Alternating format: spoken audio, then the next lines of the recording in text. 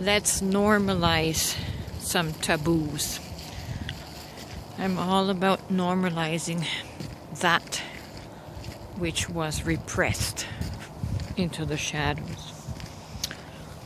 It is an essential, basic human need to be seen, to be acknowledged, to be regarded. And these needs were generationally shaded and suppressed because of generational trauma response. And so our parents and ancestors and the generation before us were responding from their own internal trauma, their own suppression, when they would tutor us in the behavior of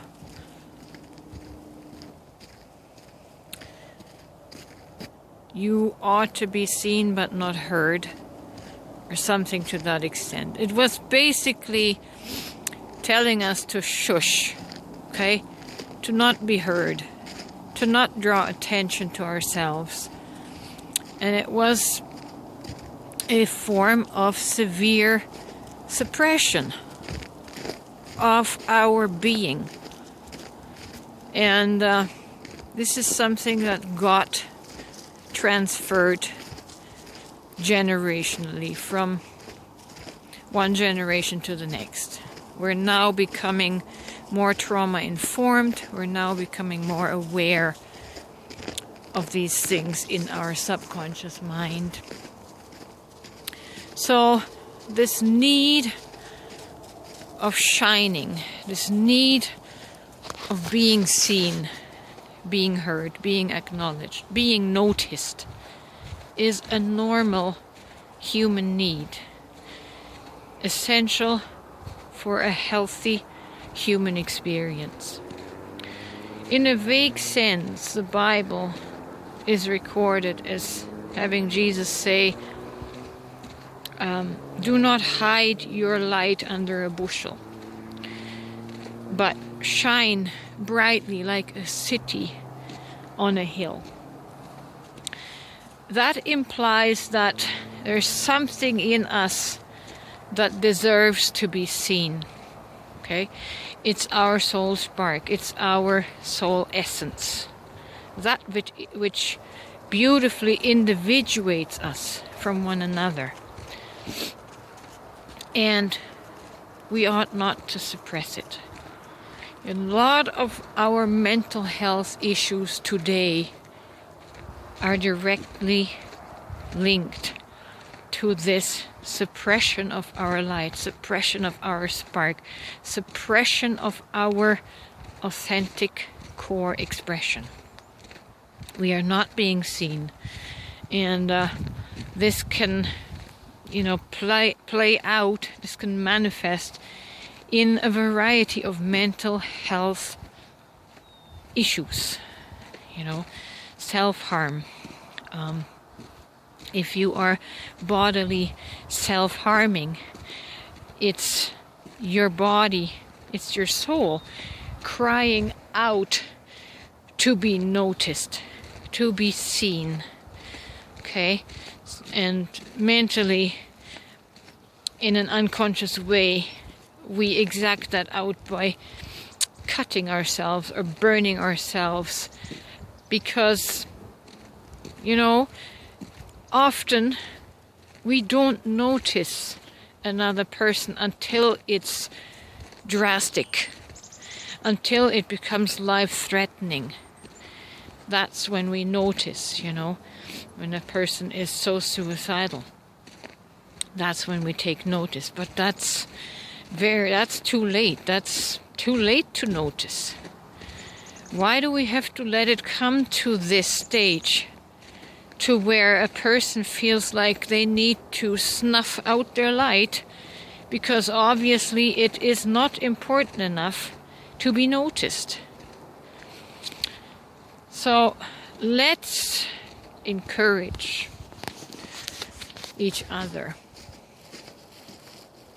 to full expression of our soul essence. And yes, we have shadows to clear. We have our own shadows, our own suppressed emotions to clear and transmute, so that we don't compare and become envious and, feel like we need to dim someone else's light. No, all of our lights can shine in diversity. There's no need for dimming anyone. So I guess my point of the musing is to highlight the importance of being seen. Wanting to be seen is not arrogant. Wanting to